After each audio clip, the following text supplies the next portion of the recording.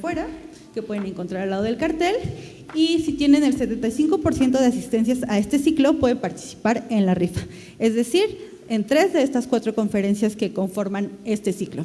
Deberán de seguir algunas de nuestras redes sociales y en todas, en Facebook, Twitter, TikTok y también en Instagram, nos pueden encontrar como @conocimiento-UAM. Y el premio se entregará de forma presencial en la Rectoría General de la UAM. Bueno, pues ahora sí les voy a presentar a las personas que integran esta mesa. La siguiente, por favor. Bueno, les voy a presentar a nuestro coordinador de la mesa. Él es el doctor Humberto García Arellano. Él es ingeniero bioquímico por el Instituto Tecnológico de Veracruz. Cuenta con un posgrado en el Instituto de Biotecnología de la UNAM y es doctor en Ciencias Bioquímicas con especialización en biocatálisis. Realizó una estancia postdoctoral en el Instituto de Catálisis y Petroquímica del Consejo Superior de Investigación Científica en Madrid, España. Ingresó en el 2006 al Instituto de Investigaciones Biomédicas de la UNAM y también se incorporó en el 2011 al Departamento de Ciencias Ambientales de la Universidad Autónoma Unidad Lerma, donde actualmente es profesor investigador. Él también ha impartido diferentes cursos en licenciatura, posgrado y se pueden mencionar, por mencionar algunos, son la termodinámica, balances en materia y energía, bioquímica, biocatálisis aplicada, bioremediación, bioenergía y podría seguir con esta lista. También el doctor forma parte de distintos comités, entre ellos puede ser de la revista Biocatálisis y Biotransformación, ha sido parte de comités de evaluación para el Consejo Nacional de Ciencia y Tecnología, del CONACYT, y para el Consejo Mexiquense de Ciencia y Tecnología. Ha formado parte de la Red Iberoamericana para la Extracción y Transformación Enzimática de Ingredientes Funcionales y Nutracéuticos de Plantas y Agroresiduos Regionales. También es miembro del Comité Técnico Académico de la Red Biocatálisis para la Industria Alimentaria, Técnica y Médica. También es miembro numerario de la Sociedad Mexicana de Biotecnología y Bioingeniería. Cuenta con más de 28 artículos publicados, 15 capítulos de libros y pertenece al Sistema Nacional de Investigadores. Les presento ahora la siguiente, por favor, a la doctora Hipatía Arano Varela. Ella es licenciada en Biología Experimental por la UAM en la Unidad de Iztapalapa, es maestra en Ciencias con especialidad en Biotecnología de Plantas por el CIMBESTAB y tiene una especialización en Biotecnología por la UAM Iztapalapa, donde también cursó su doctorado en Biotecnología. Es profesora de tiempo completo de esta unidad del Departamento de Ciencias Biológicas y de la Salud, y por contarles de algunas de sus distinciones, ella pertenece al Sistema Nacional de Investigadores, hizo una estancia postdoctoral con una beca CONACYT. También tuvo una estancia de investigación en el Hospital Infantil de México Federico Gómez y también estuvo, ahí hizo estudios de adhesión e invasividad de bacterias lácticas probióticas aisladas en el ensilado de café. Y les voy a presentar la siguiente, por favor, a nuestro otro integrante del día de hoy. Él es el doctor Marco López Pérez. Él es licenciado en Biología con la especialidad en Fisiopatología Vegetal y Fitotecnología por la Universidad de Salamanca, España. Cuenta con una maestría en Biología Molecular de Hongos realizada en el Departamento de Microbiología y Genética en la Universidad de Salamanca también. Y su doctorado en Biotecnología lo realizó aquí en México, en la Universidad Autónoma Metropolitana, en la Unidad de Iztapalapa. Es profesor investigador de esta unidad, Lerma, desde el año 2011 y también pertenece al Sistema Nacional de Investigadores en nivel 1.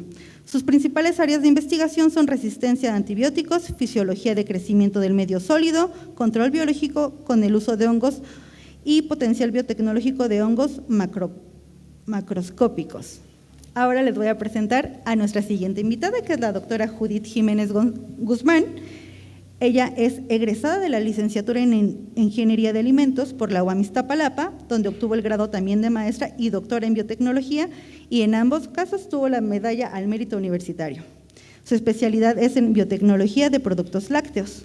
Ha desarrollado su vida profesional entre la unidad de Iztapalapa y la unidad Lerma de la UAM, donde ha estado en distintos departamentos que son biotecnología y de ciencias de la alimentación. Ha desarrollado sus líneas de investigación en tecnología enzimática, interacciones moleculares entre los componentes de la leche y sus efectos en la actividad enzimática. Cuenta con más de 51 artículos científicos en revistas arbitradas y las cuales ya suman más de 200 citas, así como 4 capítulos de libros.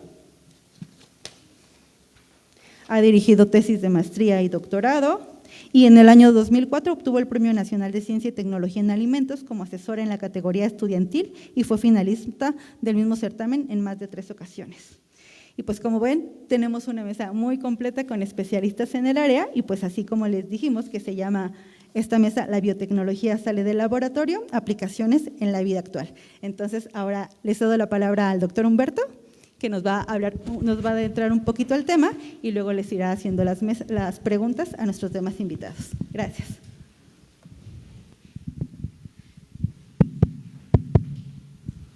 ¿Qué tal? Buenas tardes. ¿Sí se escucha? Sí, ¿verdad? Bueno, gracias por la amable presentación. Bueno, básicamente vamos a hablar un poquito de biotecnología, ¿no? Quizá no somos a veces muy conscientes de lo que tenemos en nuestra vida diaria, pero la biotecnología la encontramos en muchos rubros de ella, ¿no? Definir la biotecnología no necesariamente es simple, hay muchas definiciones de biotecnología.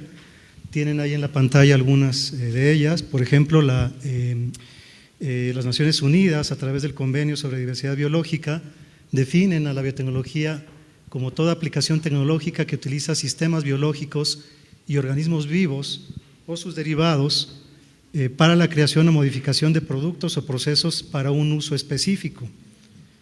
Por su parte, la Organización para la Cooperación y Desarrollo Económico, la OCDE, define a la biotecnología como la aplicación de la ciencia y la tecnología a los organismos vivos, así como a partes, productos o modelos de los mismos con el fin de alterar los materiales vivos o inertes para proveer, como dice ahí, conocimientos, bienes y servicios. Entonces, si analizamos con detenimiento estas definiciones, nos damos cuenta que es un campo muy amplio que integra no solamente las ciencias de la tecnología y la ingeniería, sino también a los sistemas vivos como tal, ¿no?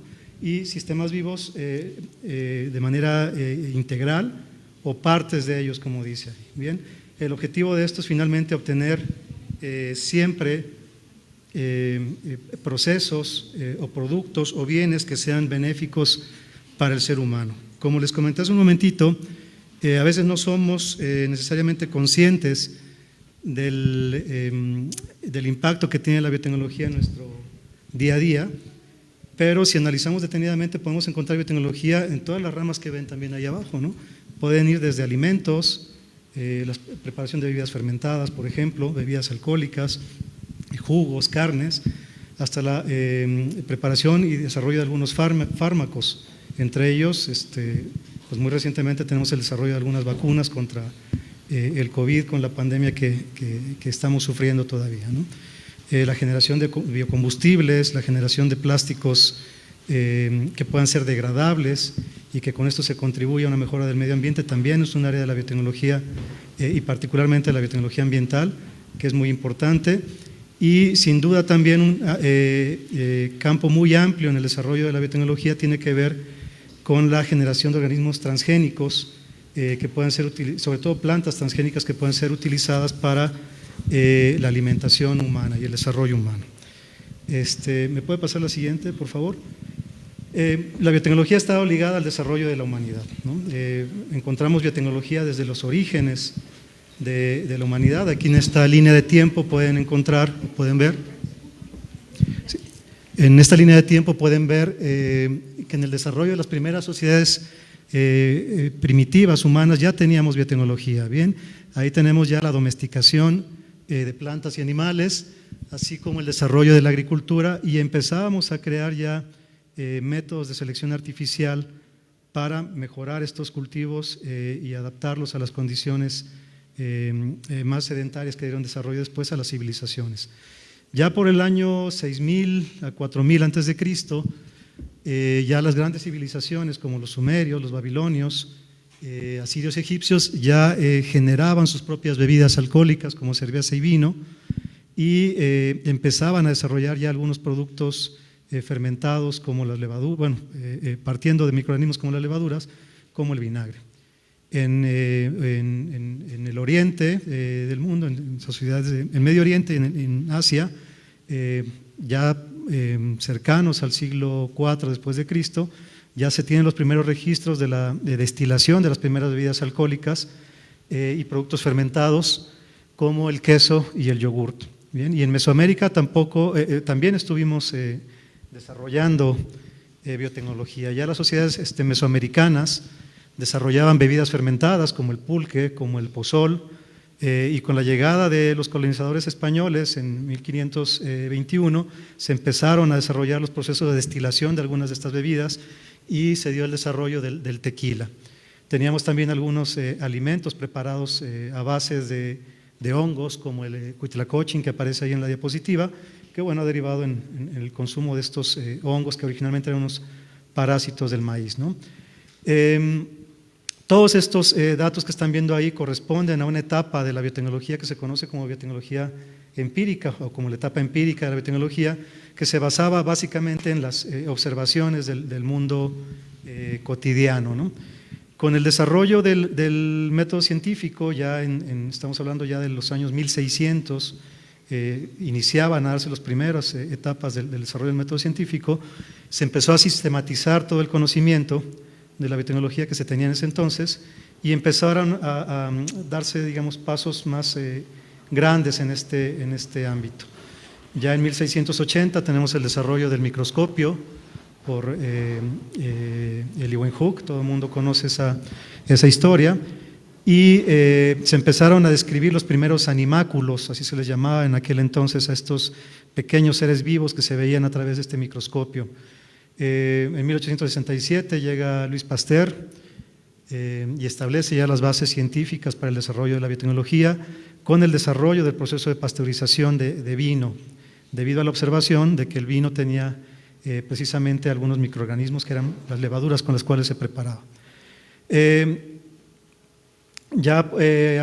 1860 también se da el trabajo desarrollado por Gregor Mendel, en donde se describen los genes como tales y se establecen las bases de la transferencia de la información genética a partir de estos genes.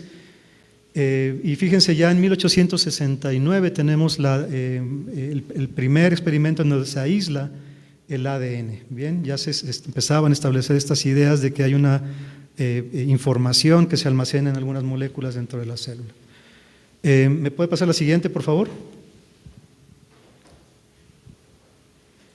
Bueno, ya a partir de esos descubrimientos se inaugura, digamos, de alguna manera la etapa moderna de la biotecnología, y es en 1919 en donde se acuña por primera vez el término biotecnología por este personaje llamado Károly Erecki, un ingeniero y economista húngaro que tenía afición por la bioquímica, ¿no? Entonces él acuña este término de biotecnología haciendo referencia al potencial que podía tener la biotecnología las ciencias bioquímicas cuando se acoplaban, en este caso, a las ciencias de la tecnología.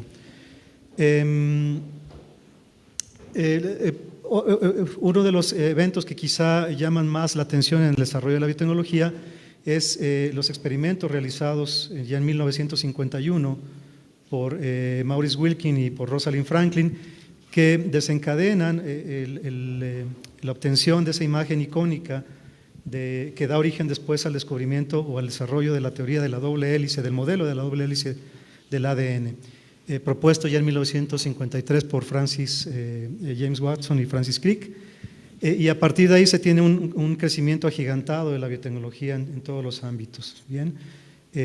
A partir de ahí se empiezan a desarrollar muchas técnicas que tienen que ver con el desarrollo de la biología molecular. Ya en 1961-67 se describe el código genético, la existencia también de la transferencia de información genética en bacterias a través de plásmidos, y también se describen en esos años la existencia de enzimas de restricción y de las ligasas de DNA que son claves para el desarrollo posterior de las técnicas de reacción en cadena de la polimerasa, que nos permiten ahora amplificar genes y manipular la información genética, los genes en este caso. Bien. Otro aspecto importante en el desarrollo de la biotecnología en la historia son los desarrollos de los métodos de secuenciación de ADN propuestos ya en 1975-77, algunos de ellos propuestos por Sanger, el método de Sanger bastante conocido. Y fíjense, ya en 1977 se establecen la primera empresa biotecnológica llamada Genentech. Bien, Esta empresa es una empresa de ingeniería genética, que estaba enfocada en la producción de algunos fármacos. ¿Me pasa la siguiente, por favor? Y bueno, ya tenemos, a partir de esos descubrimientos, tenemos otros hitos ya en la historia de la biotecnología. A finales, principios de la década de los 80 tenemos ya la producción de proteínas recombinantes como la insulina humana, la hormona de crecimiento, la clonación de la proteína B de la cápside del virus de la hepatitis B, que eventualmente permitió la generación de la vacuna contra la hepatitis. Y bueno, otros grandes hitos que se fueron dando en estos años, digamos, de desarrollo inicial de la biología molecular como tal, ¿bien? En 1983, por ejemplo, Kary Mullis desarrolla el protocolo de la reacción en cadena de la polimerasa, como les comentaba, que es una técnica ampliamente utilizada ya casi de rutina en todos los laboratorios que hacen algo de bioquímica o biología molecular. Y hasta que en 1983, entre 1983 y 1992, se empiezan a desarrollar los primeros seres transgénicos, algunas plantas transgénicas y animales transgénicos, como los ratones propensos a desarrollar cáncer de mama, ¿no?, entre otros. Y así tenemos el desarrollo de muchos productos, sobre todo plantas resistentes a herbicidas, por ejemplo, a insecticidas. En el caso del tomate, la generación también de cepas de tomate, o variedades más bien de tomate de maduración retardada, y otro tipo de productos. En 1990 se inicia el proyecto del genoma humano, que se concluye en 2003 con la secuenciación completa del genoma humano, y entre esos años, en 1997, se publica también la generación, digamos, de la oveja Dolly, el primer organismo clonado, digamos, organismo superior, digámoslo de alguna manera, porque ya había experimentos de clonación con bacterias, ¿no?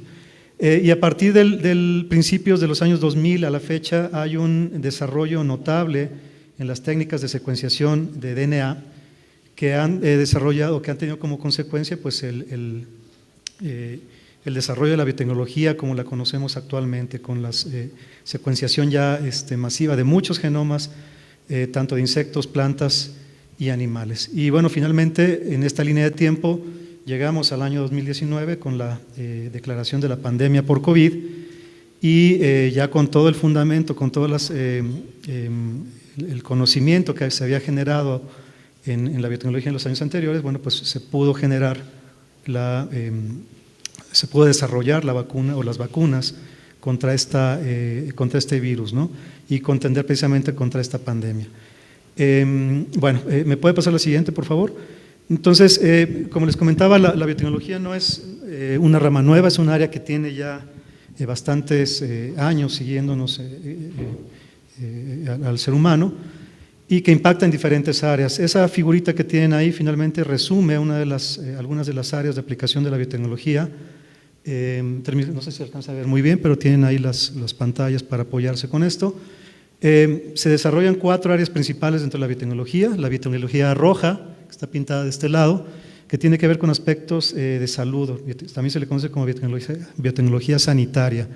En este caso tenemos ya el desarrollo de más de 250 vacunas, de muchos antibióticos, de terapias regenerativas e incluso de la fabricación de órganos artificiales. Otra rama importante de estas iniciales en cuanto a la biotecnología tiene que ver con la conocida como biotecnología verde, que es básicamente enfocada a aspectos agrícolas. Bien, en ese caso está destinada esta biotecnología a combatir contra plagas de insectos y a generación de variedades de plantas que sean resistentes a sequías y heladas, por ejemplo.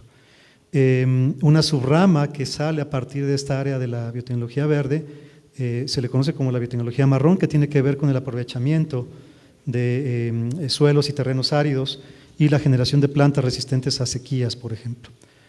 Otra área importante de las originales, digamos, en esta clasificación por código de colores de la biotecnología, es la biotecnología amarilla, que tiene que ver con la biotecnología enfocada a aspectos alimentarios. En este sentido, está enfocada a la producción y mejora de alimentos.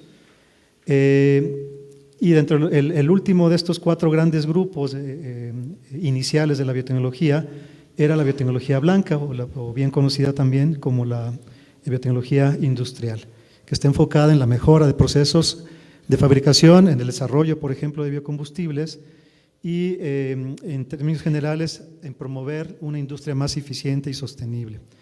A partir de estos 4 ramas iniciales de la biotecnología, se han abierto otras tantas ramas que se clasifican en estos códigos de colores que ven ahí. Por ejemplo, tenemos la biotecnología azul, en el extremo superior derecho de la figurita, que está enfocada a aspectos marinos, el desarrollo de la biotecnología en aspectos marinos y concretamente en la generación de productos de acuicultura, cosméticos o productos sanitarios. Y también está enfocada en la preservación de especies y ecosistemas marinos, entre otras cosas.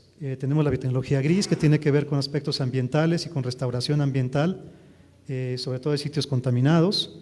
La biotecnología dorada, que tiene que ver con aspectos de bioinformática, en cómo obtenemos, almacenamos, analizamos la información genética y sobre todo también en el análisis de secuencia de ADN y de algunos otros aminoácidos. También tenemos la biotecnología morada, pintada aquí abajito, que tiene que ver con aspectos legales, aspectos regulatorios, de propiedad intelectual, de patentes y en bioética también. La biotecnología naranja, que tiene que ver con la difusión y la información de los avances obtenidos en todos los otros aspectos de la biotecnología. Y finalmente la biotecnología negra, que tiene que ver con el estudio y la utilización de organismos patógenos, que tienen que ver con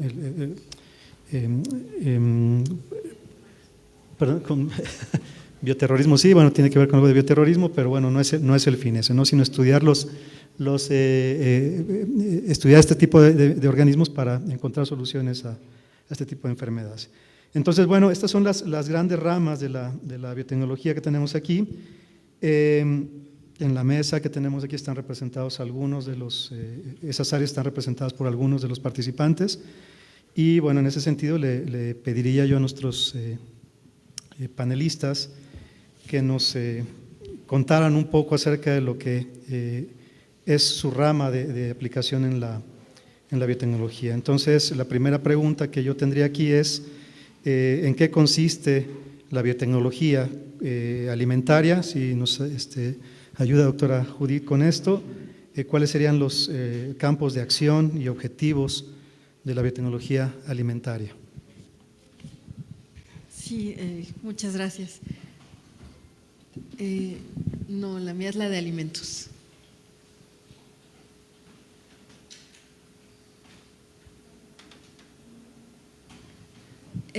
Bueno, en realidad, a raíz de todo lo que has comentado, realmente la biotecnología ha estado con nosotros desde que el hombre es hombre. Todos comemos y finalmente esto implica procesos de producción de alimentos, implica que no muramos por comer, implica que tengamos que tener inocuidad en los alimentos, que podamos identificar patógenos, que podamos en todo caso combatir. Ya más adelante pues tenemos que conservar a los alimentos, tenemos que hacer posible que un alimento que se produce en un país pueda llegar sin echarse a perder a otro país y pueda ser utilizable o aprovechable. Y todo esto el hombre a lo largo de su historia lo ha ido resolviendo a través de procesos biotecnológicos. Empezamos, no sé, hace unos 11,000 años más o menos, con animales, con ganado, que el hombre se daba cuenta de que producían leche, de que se podían consumir y producían carne, pero a lo mejor o eran demasiado grandes para poderlos manejar o eran demasiado pequeños para producir un volumen suficientemente grande. El hombre, de hecho, desde hace 11,000 años empezó a experimentar hibridizando diferentes especies, si quieren lo que podemos llamar biotecnología primaria. Pero el hombre fue creando especies. El Bos primigenius, que era aquel ganado, aquella res enorme que no se podía manejar, que era difícil de ordeñar y demás, se fue transformando poco a poco. Hoy tenemos el Bos taurus, el Bos indicus, las vacas, que fueron especies creadas por el ser humano y que nos dan carne, en la cual la mayoría de los seres humanos basamos nuestra alimentación, nos dan leche, que prácticamente todos los seres humanos hemos podido consumir. Lo mismo hemos hecho con otro tipo de especies, domesticamos al trigo. El trigo en realidad es una mezcla de al menos 5 gramíneas que todavía hoy podemos identificar su ADN adentro del ADN, como plásmidos adentro del ADN del trigo. Y cada una de estas gramíneas le fue dando a la planta mayor tamaño, mayor productividad, mayor cantidad de granos en la misma producción, granos más suaves que se pudieran procesar mejor. Por ejemplo, hemos creado levaduras, hace rato mencionabas tú a las bebidas alcohólicas, las cuales no podríamos tener sin la levadura Saccharomyces cerevisiae creada por el hombre a través de la hibridación de muchas otras levaduras silvestres que no eran igualmente manejables o que podían producir toxinas. Y entonces, pues bueno, la borrachera original era a lo mejor muy agradable, pero después venía una muerte por una toxina que no podíamos controlar. Entonces, el ir desarrollando estas levaduras, que ya son relativamente inocuas, que siguen produciendo cantidades adecuadas de alcohol. Hoy tenemos incluso levaduras que producen grandes cantidades de alcohol y lo resisten. Y eso nos permite una productividad muchísimo más alta. Hemos ido domesticando una gran cantidad de especies, creando especies que nos han dado a nosotros nos han permitido aprovechar los alimentos. Los jitomates, por ejemplo, el original era una baya muy pequeña, era una baya chiquita. Hoy tenemos un jitomate que puede alimentar a mucha gente. Entonces, ¿qué hemos ido haciendo? Hemos mejorado la productividad de una gran cantidad de plantas, de especies animales. ¿Por qué? Porque nos alimentamos de ellos. Al mismo tiempo hemos ido reduciendo la cantidad de especies de las cuales nos alimentamos. Ya hoy que vivimos en las ciudades no podemos estar dependiendo de ir a cazar. Entonces, ¿qué tuvimos que hacer? Mejorar nuestras técnicas de caza. Ya teniendo rebaños, ya en realidad no cazamos, tenemos un rebaño al cual podemos aprovechar y podemos ir produciendo. Hemos ido desarrollando también técnicas de conservación y esto lo hemos logrado a través de que entendemos los procesos microbiológicos que están involucrados en la descomposición de los alimentos, en la producción de toxinas. Hemos ido tratando, no lo hemos logrado al 100%, pero hemos ido tratando de evitar las toxinfecciones alimentarias. Hemos ido tratando de desarrollar también pues, nuevos empaques, nuevos productos que nos permitan aprovechar lo que ya teníamos e ir adaptándolo a las condiciones de vida que tenemos hoy en día.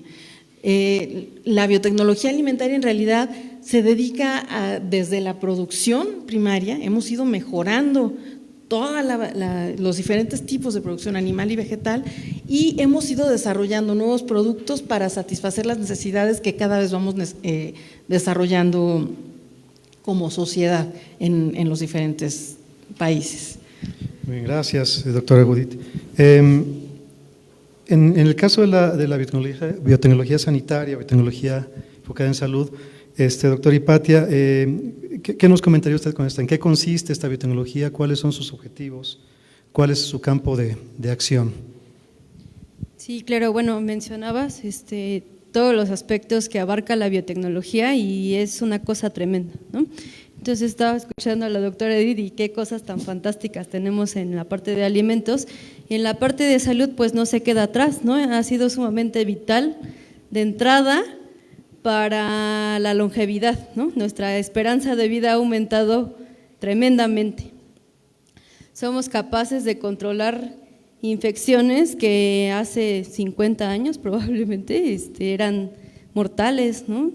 Entonces, esto tiene todo que ver con la biotecnología, con el desarrollo de fármacos, ¿no? Ahora que tenemos más acceso a secuencias masivas, a la secuenciación masiva de genomas, de proteínas, de metabolomas y que además tenemos herramientas bioinformáticas para analizar toda esta información a la que tenemos acceso. Y entonces no solo es el análisis, ¿no? Sino a partir de toda esta información que tenemos, hacia dónde la dirigimos con respecto ya no solo a la longevidad, sino a llevar vidas más saludables, ¿no? O que la calidad de nuestras vidas sea lo más óptima, ¿no? Con mayor bienestar, vamos a decir. Bueno, entonces en ese sentido la biotecnología utiliza, organismos o los productos de estos organismos para generar bienes.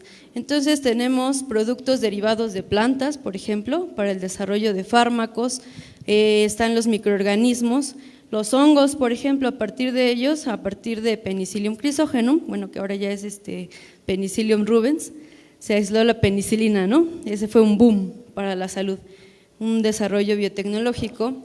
Tenemos la insulina, ¿no? El desarrollo de insulina,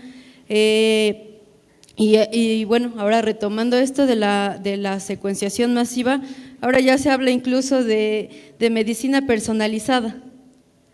Entonces ya es una cosa que de pronto parece como de ciencia ficción, pero que prácticamente ya está aquí.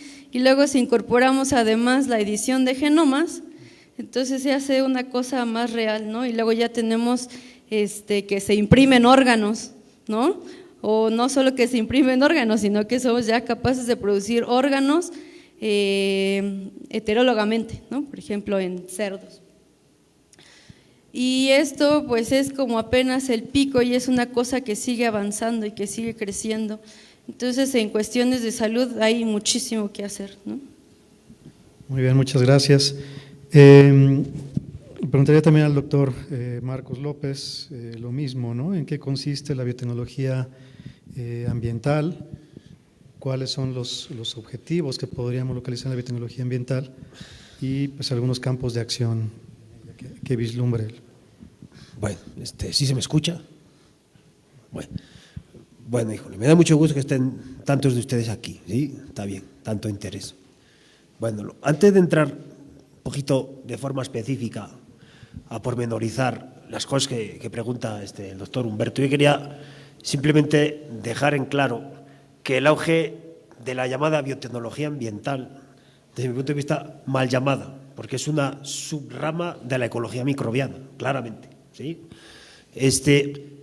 Tiene su causa en un incremento de la población que, lógicamente, la consecuencia que tiene es que impacta al ambiente porque incrementa sus necesidades energéticas, ¿sí? Entonces, a mí me gustaría que se entendiera que las causas de los desarrollos tecnológicos tienen como consecuencia, de forma particular, en biotecnología ambiental, fundamentalmente mitigar, atenuar o limitar o erradicar aquellos impactos derivados de la actividad humana. Esa es un poco la causa que permite entender, sobre todo en los últimos años, esto, ¿sí? Ahora, también quería hacer otra aclaración. Una cosa son las técnicas, los desarrollos tecnológicos, la ciencia detrás de la biotecnología ambiental, y otra cosa son cuestiones anexas a todo aquello que tenga que ver con el término ambiental, que yo, pues la verdad, a veces estoy un poco hasta la madre de estas cosas, ¿sí?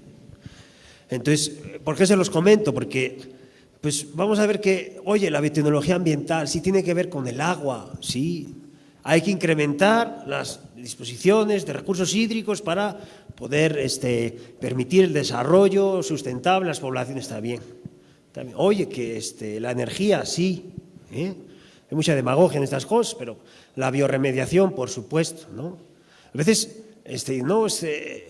yo que sé, por ejemplo, muchos libros de biotecnología ambiental, asociados, por ejemplo, a técnicas agrarias, encuentra que en muchos textos de índole científico pues hay muchas cosas que no son exactamente científicas, porque meten cuñas que les lleva a uno a dirigir sus ideas. Y a mí me gustaría que, si estamos en un ámbito científico, pues nos restringamos de forma aséptica al conocimiento, ¿sí? Por ejemplo, ayer teníamos una sesión y preguntábamos, oye, ¿cuál es el principal gas de efecto invernadero? Bueno, se asombrarían la cantidad de gente que no sabe qué es el vapor de agua. El vapor de agua es el principal gas de efecto invernadero, el que más influye en la retención de calor a nivel troposférico es el vapor de agua. La pregunta es, ¿hay alguna estrategia para limitar la emisión de vapor de agua? Intenten buscarlo en el Internet. Ya van a ver lo que van a encontrar, ¿sí? Entonces, a mí me gustaría que esto lo contemplaran y evitemos incluir connotaciones o algunos elementos adicionales al término ambiental. El término ambiental está circunscrito a mitigar, evitar, limitar el impacto derivado del requerimiento energético humano, ¿sí? Pero vamos a dejarlo en el plano así, aséptico, científico, ¿no? Me gustaría que se mantuviera en ese asunto. Desde el punto de vista de cuál es el ámbito de actuación más relevante, desde mi punto de vista, de la biotecnología ambiental, pues sin duda son los temas de bioremediación, ¿sí? Y son de especial relevancia porque el impacto, sobre todo con elementos de tipo xenobiótico, ¿sí?, tiene unos efectos muy drásticos en los ambientes, ¿sí? Es decir, el ecosistema como sistema biológico, ¿sí?, tiene un papel intrínsecamente regenerativo y adaptativo al mismo tiempo, pero si se contamina al punto de que no se puede regresar a un umbral o a un punto de inicio, entonces sí es problemático. Y la biotecnología ambiental, a lo largo de estas últimas décadas, ha desarrollado diversas técnicas, ¿sí?, desde la utilización sobre todo de plantas, ¿sí?, y de microorganismos. Son los dos tipos de aproximaciones, básicamente, más representativas en este sentido, ¿sí? Y hay una cosa interesante, porque hay dos grandes categorías. Tenemos que ir concluyendo con la… Ya termino. Ahorita termino. ¿Sí? Hay dos grandes categorías de organismos, ¿sí? Cuando se trata de identificar los organismos, ¿sí?, de forma aislada, identificar sus características para luego aplicarlas en procesos de bioremediación, y ahora la otra técnica, que es otra grande categoría, que es utilizar las comunidades, los consorcios, para, en base a su capacidad combinatoria, atenuar, limitar o erradicar el impacto. Esta última parte es la que más visión a futuro tiene, lo que pasa que también involucra la utilización de técnicas más avanzadas, como las ómicas, en las que luego, si puedo, pues entraré a pormenorizar. Gracias, Humberto. Muy bien, gracias, doctor López.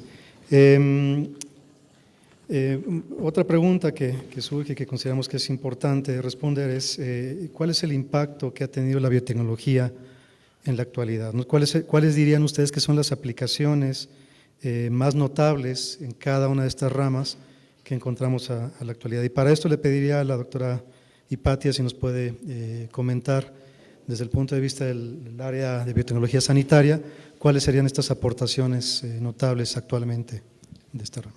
Sí, bueno, sin duda tiene que ver, por un lado, el desarrollo y la producción de vacunas, que a pesar de que no suene algo novedoso, porque la producción de vacunas empezó hace unos años, lo sigue siendo y lo va a seguir siendo. Entonces, de hecho, con esta última pandemia quedó sumamente claro la importancia de la biotecnología en la producción de vacunas, y me parece que, como mencioné, lo seguirá haciendo.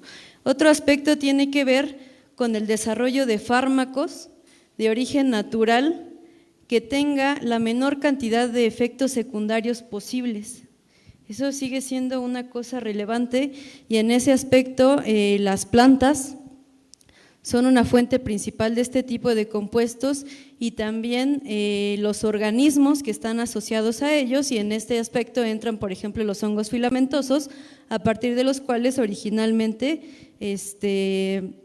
se obtuvieron los antibióticos, y ese es un segundo aspecto relevante de la producción de biotecnología en aspectos de salud, los antibióticos. Los antibióticos siguen siendo relevantes, ¿por qué?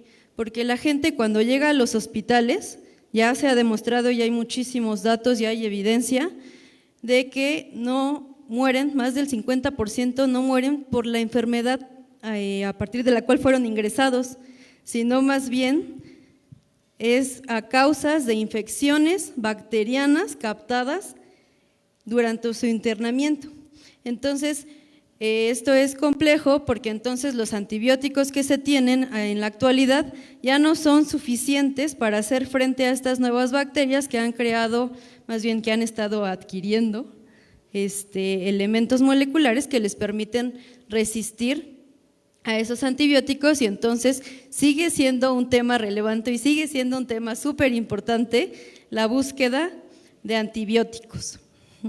Otro aspecto tiene que ver, por ejemplo, con la producción de proteínas, entrando con la insulina, que fue el boom, pero actualmente ya no solamente se enfoca a la producción de enzimas, por ejemplo, que son sumamente relevantes, y eso también es importante porque a veces es complejo hacer divisiones entre en dónde empieza la salud, en dónde empieza la importancia de la alimentación, en dónde empieza las cosas, los temas ambientales, porque cuando ahora les estaba mencionando que ya tenemos acceso a la secuenciación, por ejemplo, de proteínas, tenemos la proteómica y entonces resulta que ya no tenemos información únicamente de enzimas que son importantes en temas de salud, sino que a lo mejor son relevantes también en temas de ambiental, pero también son importantes, se pueden utilizar en cuestiones de alimentación. Luego otro aspecto está, por ejemplo, los péptidos. Ya no sé si han visto en los productos, ya hay péptidos en el shampoo, péptidos en las cremas.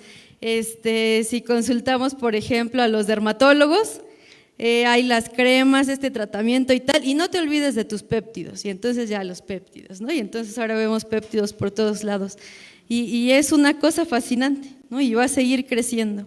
Entonces, de entrada me quedaría con esas tres cosas que empezaron hace muchos años, pero que siguen siendo importantes: la producción heteróloga de proteínas, por ejemplo, los antibióticos y las vacunas.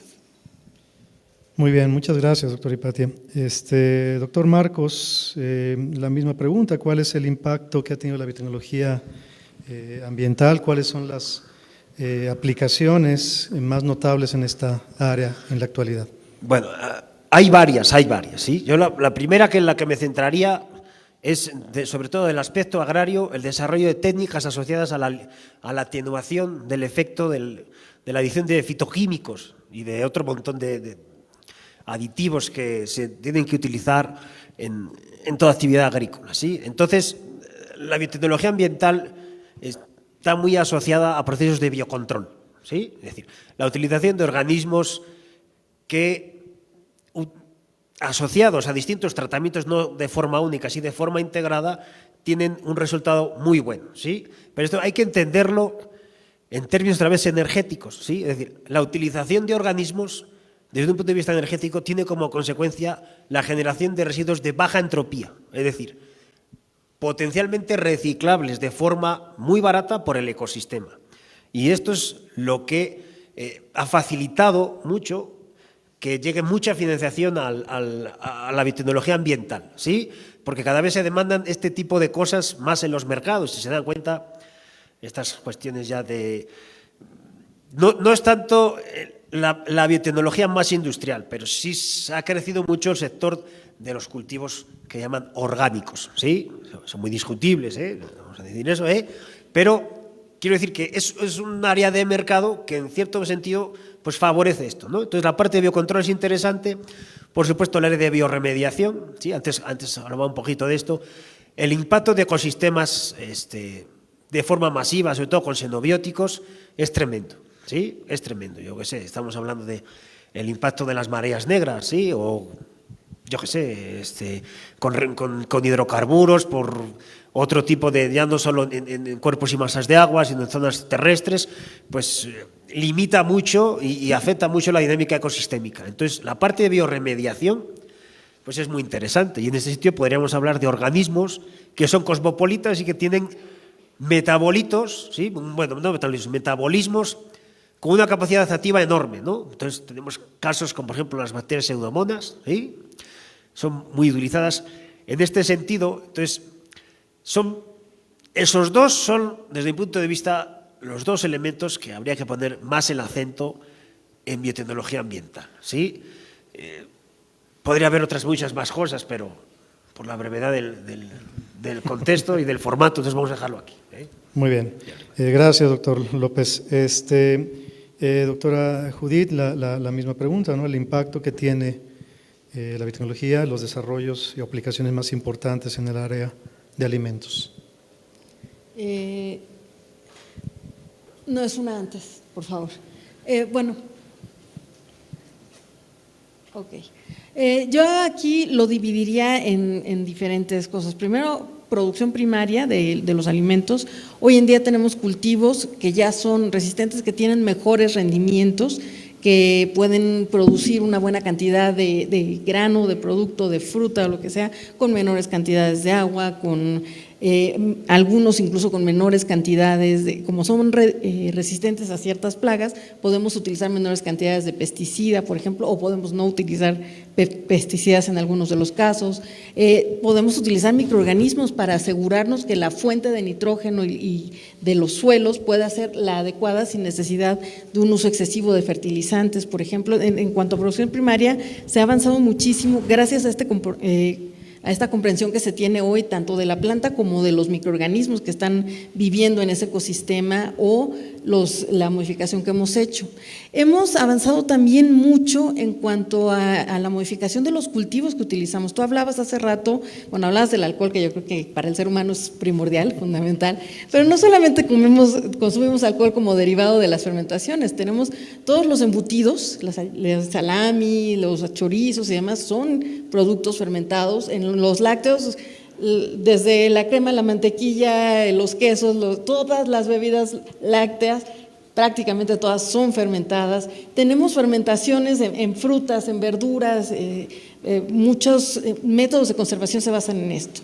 Antes teníamos el problema de que los cultivos se nos morían, estábamos produciendo un vino muy caro, ya le hemos trabajado meses para poder lograr un cierto punto y de repente te caía una levadura que producía una toxina y la fermentación se moría. Hoy tenemos cultivos puros, hemos ido aislando estos cultivos, identificando su genoma, así como dijo Hipatia de la resistencia a antibióticos, en este caso hemos agregado resistencia a esas toxinas. Entonces, que finalmente son toxinas que al ser humano no le hacen nada, pero a la fermentación la mataban. Y hoy tenemos cultivos resistentes, tenemos cultivos hiperproductores de enzimas. En el caso de los alimentos, gran cantidad de los sabores, lo que percibimos como sabor, son péptidos, como dijo Hipatia, hay péptidos por todos lados. Los péptidos producen mucho sabor, los ácidos grasos libres dan sabor, pero en el alimento original, en la materia prima, así no vienen. Los tenemos que liberar en un producto como parte de su procesamiento, los microorganismos liberaban enzimas y se producían. Hoy tenemos cultivos hiperproductores que generan grandes cantidades de sabor. Tenemos formas de utilizar esas enzimas puras para liberar el sabor y entonces tener un aditivo, un polvito amarillo que le pongamos a los chetos y que sepa a queso, porque verdaderamente viene de las enzimas que originalmente le daban el sabor al queso. Que eso nos ha permitido disfrutar de calidad, pero comer tiene que ser un placer y parte de este placer lo hemos conseguido gracias al aprovechamiento de este tipo de cosas. Un ejemplo que también a mí me gusta mucho es el caso en el queso. Empezamos utilizando pedazos de estómago para poder cuajar. ¿Por qué? Porque aprovechamos la enzima que se produce en el cuarto estómago de los terneros y la única forma que teníamos de obtenerla era cortarle un pedazo y ponérselo a la leche. ¿Qué implicaba esto? Matar un ternero, que a lo mejor más grande nos habría servido para carne, pero que si no lo matas cuando es ternero, el adulto ya no produce la enzima, es una enzima que solo produce el ternero. Entonces, hemos pasado de eso, que nos habría limitado enormemente la cantidad, porque estábamos matando un animalito, porque la cantidad de becerros que se producen es chiquita y demás. Primero, a purificar la enzima, poderla utilizar en líquido, poderla conservar y usar cantidades pequeñas en lugar de un pedazo de estómago.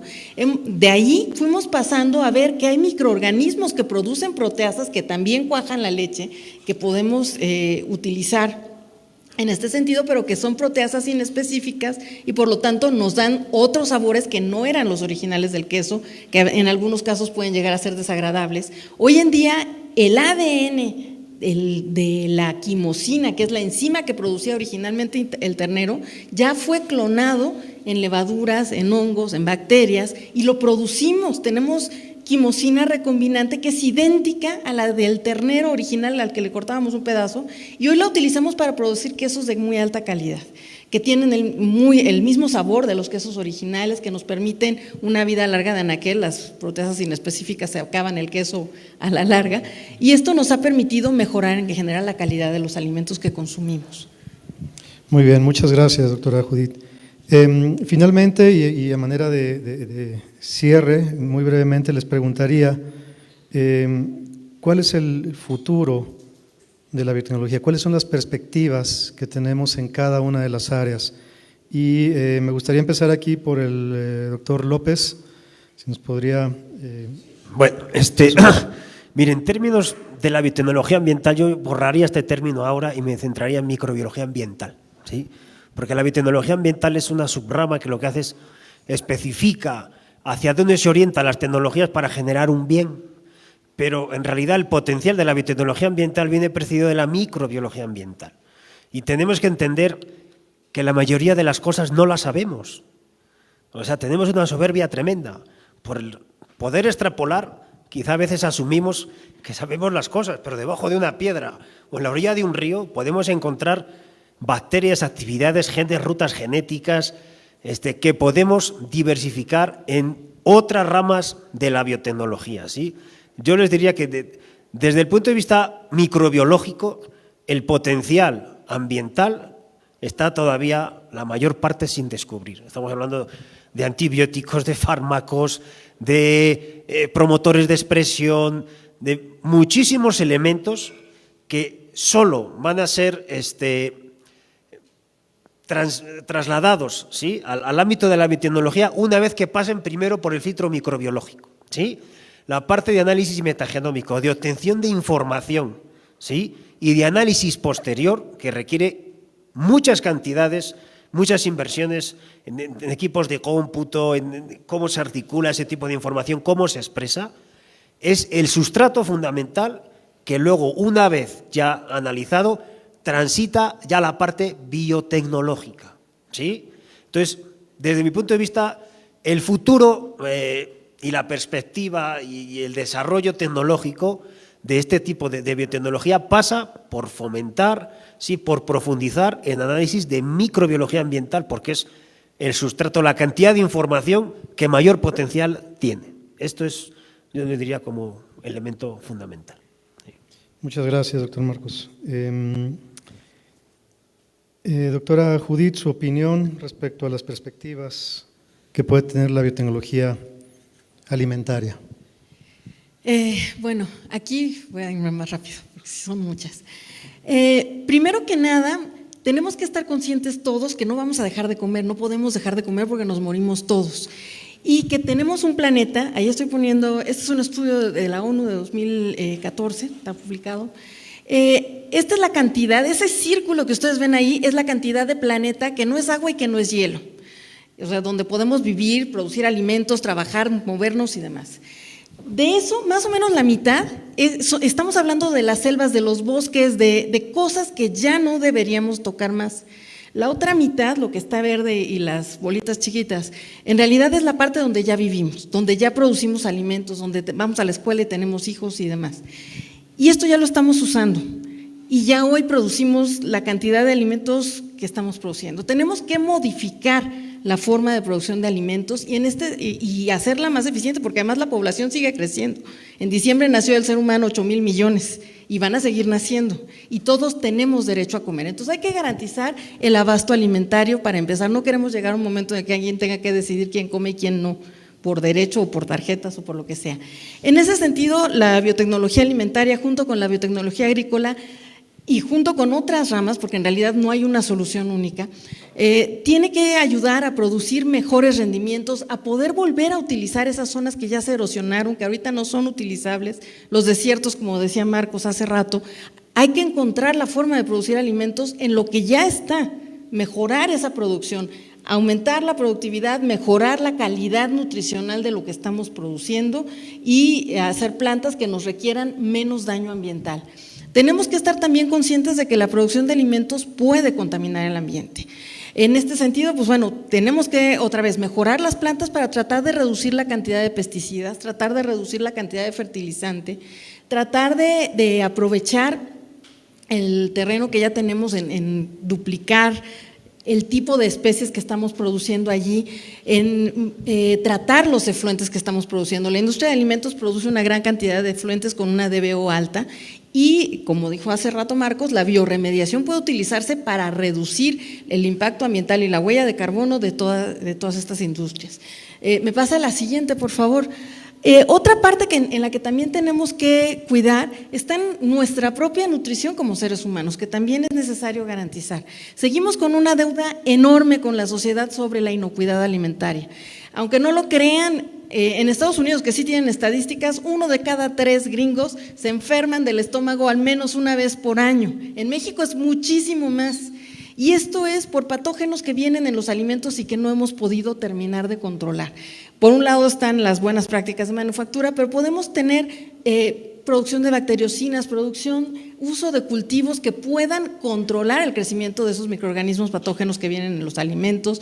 Podemos utilizar, en cuanto a cuestiones de alimentación saludable, hemos creado especies, un ejemplo sería el arroz dorado, al cual se le ha incluido el gene para producir el beta-caroteno, la vitamina A, y esto se utiliza para el combate de epidemias de ceguera, sobre todo en Asia, que han tenido problemas muy fuertes. Tenemos una gran cantidad de alimentos funcionales, péptidos, proteínas, ácidos grasos. Hoy sabemos que hay ácidos grasos que ayudan en la regeneración del sistema nervioso central y se están estudiando hoy en día para tratamiento del Alzheimer, del Parkinson, y son ácidos grasos que vienen en la leche, por ejemplo.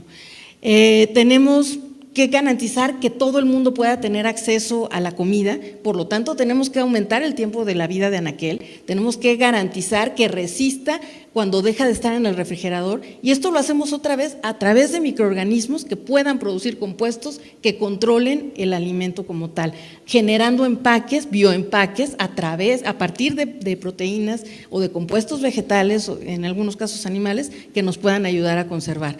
Una gran cantidad ya no me voy a meter mucho, seguramente Hipatia lo va a tocar, tenemos una gran cantidad de péptidos que tienen que ver con la salud, con la obesidad, con el control del apetito, con el síndrome metabólico, la diabetes. Hoy tenemos a la mano sistemas para prevenir enfermedades, probióticos, prebióticos. Es mucho más barato prevenir la enfermedad que tener que combatirla a través de medicamentos. Muy bien, muchas gracias, doctora Judith. Y finalmente, doctora Hipatia, ¿cuáles serían sus comentarios respecto a las perspectivas en el área sanitaria? Y tiene que ver un poco, retomando lo que ha mencionado la doctora Judith y un poco también lo que mencionó el doctor Marcos. Y creo que en temas de salud, estos aspectos de la biotecnología, el desarrollo tecnológico es importante, pero considero que es más importante aún tomar en cuenta todo el conocimiento que se ha generado y cómo nos impacta como seres vivos. Creo que mucho tiene que ver con cambiar nuestro concepto de seres vivos. Ya no únicamente soy yo como un individuo, soy yo y todo el millón de microorganismos que me acompañan. Y todo el millón de microorganismos que están en el ambiente, todos los microorganismos que están en los alimentos, todos los microorganismos que están por todos lados. Y entonces, si tomamos en cuenta eso, entonces cambia la perspectiva de nuestra salud, porque entonces ya no solamente es alimentarnos sanamente, cuidar nuestros ambientes, sino que también tenemos que procurar a nuestros propios microorganismos. ¿Por qué hacen cara rara? Tenemos microorganismos en todos lados y entonces ahora hay más información sobre los prebióticos, sobre los prebióticos, probióticos y ahora están los postbióticos. Ya no solamente es identificar a los microorganismos que me ayudan en tales aspectos que incluso llegan a cuestiones de salud mental. Es una cosa tremenda. Está en la diabetes, tiene que ver con cuestiones de inmunidad, ¿no?, con el desarrollo de nuestra cognición, de cómo aprendemos, o sea, los microorganismos son una cosa tremenda. Entonces ahora ya no solamente es qué microorganismos son útiles, por así decirlo, en cuestiones de salud, de qué se alimentan, sino además entra esta parte de los postbióticos, es esos microorganismos que están produciendo dentro de nuestro cuerpo y qué efecto tienen sobre nuestra salud. Y entonces, si extrapolamos este asunto de los microorganismos, pues nos vamos a dar cuenta de que los microorganismos siguen siendo sumamente relevantes en cuestiones de salud personal, en esto que estoy mencionando, sí, pero también son relevantes, por ejemplo, en cuestiones de la producción de compuestos bioactivos que tienen actividad para prácticamente todo y entonces se hace una cosa tremendamente importante en el que caemos en la universalidad. No podemos separar, solamente hago temas de alimentación, solamente hago temas de ambiental, solamente hago temas de salud. Tenemos que verlo todo como un exactamente lo que dije, como todo, es algo holístico. Entonces, si bien hay un montón de desarrollos tecnológicos y qué fantástico, es una buena época para la biotecnología, creo que debemos dejar de cambiar nuestro concepto en enfocarnos en cosas individuales y entonces saber las cosas de forma más integral para nuestro propio desarrollo y para el beneficio de todos, ¿no?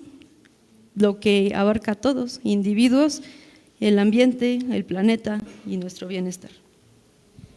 Bueno, muchísimas gracias. Concluimos entonces con la serie de preguntas que habíamos formulado con los expertos aquí presentes y me gustaría, no sé, abrir el micrófono al público, a ver si tienen algún tipo de preguntas, alguna duda, alguna inquietud que quieran compartir con nosotros. ¿Alguna pregunta? ¿Qué tenemos por allá?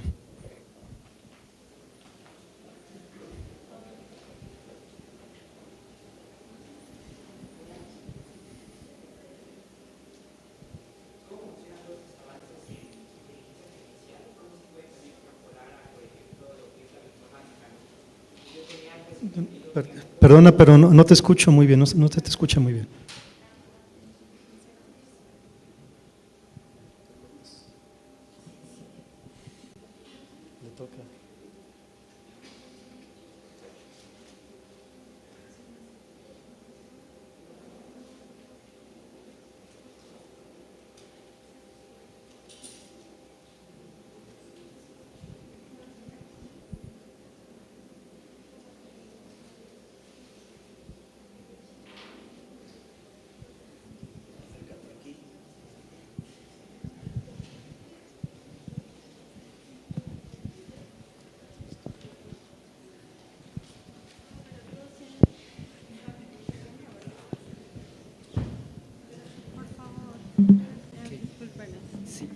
Bueno, pues con todos los avances que han habido ahorita en inteligencia artificial, ¿cómo se pueden como extrapolar también a los modelos pues bioinformáticos de la biotecnología? Yo algo que había escuchado como últimamente es que algunas, pues sí, inteligencias artificiales ya predicen cómo se van a plegar ciertas proteínas, entonces pues no sé qué tanta utilidad o cuáles son esas aplicaciones más recientes. Gracias. Doctora Judith, ¿tiene un comentario? Sí. De hecho, hemos estado trabajando en esta cuestión de bioinformática. Hay péptidos que tienen que ver con el síndrome metabólico, controlan tu producción o tu liberación de insulina y de qué manera puedes manejar el azúcar. Sin embargo, se veía que en personas obesas, estos péptidos, o hay péptidos inhibidores en apetito, que es el caso que nosotros hicimos. En personas obesas como que no funcionaban muy bien. Tú los probabas con estudiantes universitarios y se inhibía el apetito muy bien y funcionaba perfecto, pero lo probabas con alguien que realmente lo necesitaba, un obeso, y no funcionaba. Estuvimos trabajando hace un tiempo utilizando bioinformática con el doctor Jardón y él simuló la pared celular de una célula del páncreas, por ejemplo, hizo todo el diseño de la pared celular y después probó nuestros péptidos contra esa pared. Y lo que observamos fue que el problema era que con el aumento en la cantidad de grasa que sucede normalmente cuando tienes una obesidad grave, esos péptidos no atravesaban. ¿Qué estamos haciendo ahorita? Ya con esta información que tenemos puedes diseñar el péptido, tú sabes cuál es la parte que funciona, la parte que tiene el efecto que buscas y puedes diseñarlo para que pueda atravesar la pared intestinal, la pared celular de estas células de páncreas y pueda llegar a producir el efecto que estás deseando, por ejemplo, que sería una de las aplicaciones que conozco ahorita. Muy bien, doctor López. Creer un poco la generalidad de tu pregunta. Mira, el tema de la inteligencia artificial en referencia a lo que decías del plegamiento de proteínas, el problema que tiene el plegamiento de proteínas es que a veces hay que hacer dinámica molecular y la dinámica lleva muchos recursos en términos bioinformáticos y en términos de tiempo. Entonces, si ahora la inteligencia artificial te permite trasladar el cálculo a una máquina que te reduce mucho el tiempo, ya no estás circunscrito solamente a una sola proteína, incluso puedes ampliar el estudio a otras proteínas asociadas a la que a ti te interesa. Y si mantienes siempre el paradigma y la tesis de que las proteínas no funcionan de forma unitaria, sino que funcionan en red, y hay que mantener una visión integral del sistema biológico, entonces nos permite hacer una aproximación más rápida al funcionamiento. Mira, este tema del plegamiento de proteínas y la inteligencia artificial, yo no sé por qué de repente se ha difundido tan rápido, porque muchas veces me lo han dicho y digo, bueno, ¿y ahora por qué interesa el pinche plegamiento de proteínas, no? O sea, hace muchos años que esto se hace, lo que pasa es que para hacer cristalografía, pues es carísimo hacer la cristalografía, y es lo que te da un poquito de certeza, pero en realidad yo siento que esto sí puede tener un impacto muy grande, porque, mira, si en realidad dimensionamos que la inteligencia artificial nos puede ayudar a entender de forma integral el sistema biológico, esto sí es un salto, yo te diría, híjole, casi que es copernicano al interior de la biología molecular, porque dejamos de ver el análisis unidimensional, yo tengo mi proteína y mi sustrato y veo luego cómo metabólicamente funciona, y ahora ya no, ya tengo mi proteína, la proteína de dónde viene, la proteína a la que va, la cadena de transducción, el factor de transcripción, tengo la red asociada a mi metabolito de interés. Si en realidad la inteligencia artificial nos permitiera acortar el tiempo de análisis, estoy hablando de forma general, no circunscrito a un ejemplo en concreto, yo siento que sí es un elemento muy, muy importante. También te digo otra cosa, el tema de la inteligencia artificial, tengo yo mis dudas en cuanto a la interpretación va a poder tener una respuesta humana. Híjole, eso no lo sé. Híjole, tengo mis dudas porque se me hace que la inteligencia artificial te va a dar la estructura, la interacción, y a ti nada más te queda asumirlo. O sea, el ingeniero químico va a decir, bueno, aquí tienes lisina, cisteína. Bueno, tú hiciste el cálculo, como que se queda uno, Sí, ese es el tema, ¿no? O de lo que sea, análisis de secuencias. Y dices, bueno, yo voy a analizar todas las pinches secuencias del metagenoma, no sé cuánto, y esta especie evolucionaron más rápidamente.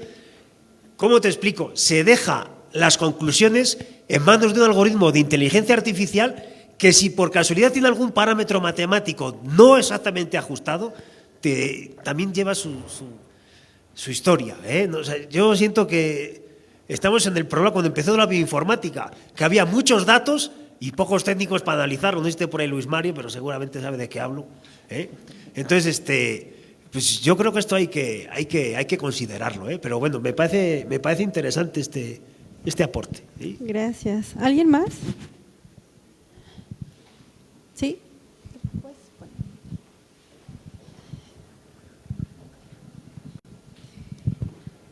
Bueno, quería saber su opinión, bioéticamente hablando, sobre algunos avances biotecnológicos como son la replicación y edición de genes, creando nuevos individuos o mejorándolos.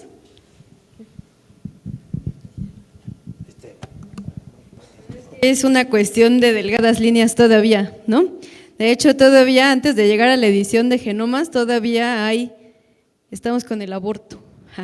Entonces, hay muchas cosas por resolver que se tienen que hacer urgentemente, sí, porque la tecnología prácticamente ya está aquí, ¿no?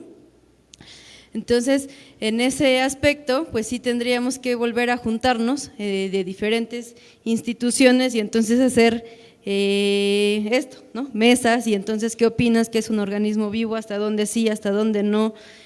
¿Hasta dónde la tecnología? ¿Hasta dónde no? ¿No? ¿Qué está permitido? ¿Qué no? Entonces, es una pregunta interesante, pero es un tema complejo. Yo también, es un tema muy complejo, porque por otro lado, entonces ya no comemos o no hacemos vacunas. O sea, sí, ciertamente hay que discutirlo, ciertamente hay que ver hasta dónde sí y hasta dónde no, pero estamos enfrentando problemas que ya de otra manera no se van a resolver.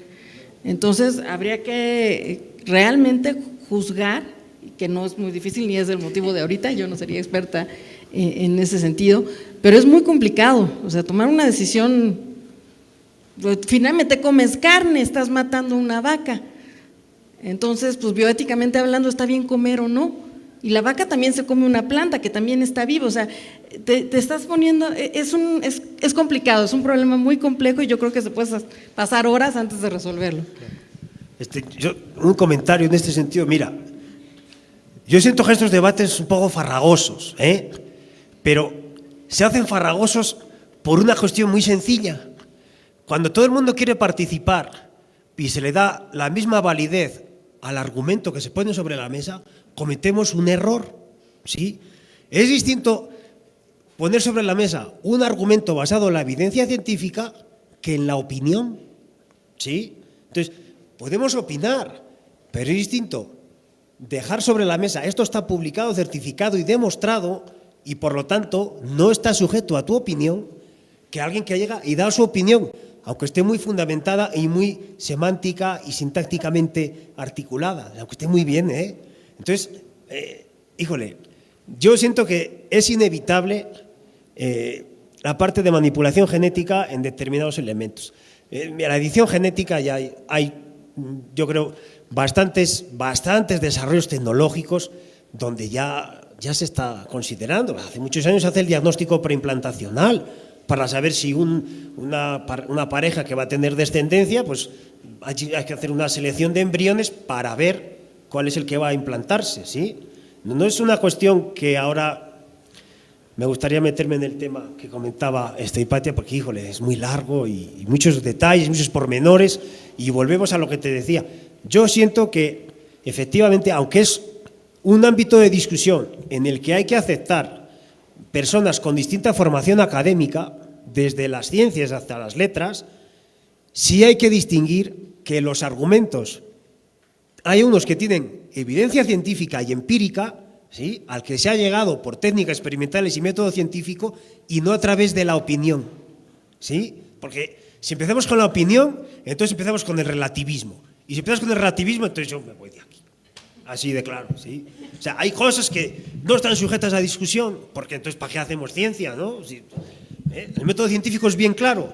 Yo observo, articulo una hipótesis, desarrollo una estrategia experimental para verificar o refutar, y si se llega a verificar, entonces no es mi opinión, es la dinámica del sistema. Pero si ya llegamos a negar la dinámica del sistema, pues apaga y vámonos, ¿eh? Entonces, yo sí te diría que es un tema interesante el que planteas, pero híjole, se acaba el año y no hemos terminado aquí con esto, ¿eh? Muchas gracias. Pues el tiempo se nos agota, algunos tienen que regresar a Coajimalpa y otros a otras actividades, pero bueno, les recordamos un poquito les agradecemos a todos nuestros participantes el estar aquí, muchas gracias, un aplauso por favor. Y pues ya brevemente les invitamos a que escuchen el podcast de la Dirección Comunicación del Conocimiento. Déjenme escuchar que en su tercer episodio de la segunda temporada se llama Tecnología Desechable, ya no los hacen como antes, lo pueden escuchar en su plataforma favorita. La que sigue, por favor. También les recordamos que tenemos un nuevo programa en One Radio, Tejiendo Historias. Lo pueden escuchar los miércoles a las 2 de la tarde por el 94.1 de FM, y en esa misma sintonía pueden escuchar nuestra serie Ciencia Abierta al Tiempo, que el día de mañana da inicio a su temporada número 13, y con el capítulo Alicia en el Mundo Digital, Revolución 4.0, Desafíos y Oportunidades, a las 10 de la mañana, 94.1 FM. Y les esperamos, la que sigue, por favor, nuestro ciclo virtual de Mujeres en Acción, Arte, Ciencia y Tecnología e Innovación. Este es a través de Facebook Watch a las 7 de la noche, los días martes. La siguiente mesa es Arte, Expresión y Activismo. La que sigue, por favor. Y el próximo jueves nos vemos aquí en este mismo espacio para darle continuidad a este ciclo con la temática Arte, Ciencia y Tecnología, Creación e Impacto Social. Nos van a acompañar el doctor Hugo Solís, el doctor Jesús Monreal, la licenciada Damaris López, egresada de esta unidad, y modera la doctora Mónica Benítez. Pues muchas gracias, les agradecemos mucho su tiempo y nos vemos en la siguiente. Tenemos una más, por favor. Les invitamos a que en la parte de afuera lean el código QR para su asistencia del día de hoy. Recuerden que estamos participando, pueden participar también en la rifa de premios. Muchas gracias, buena tarde. Gracias a todos.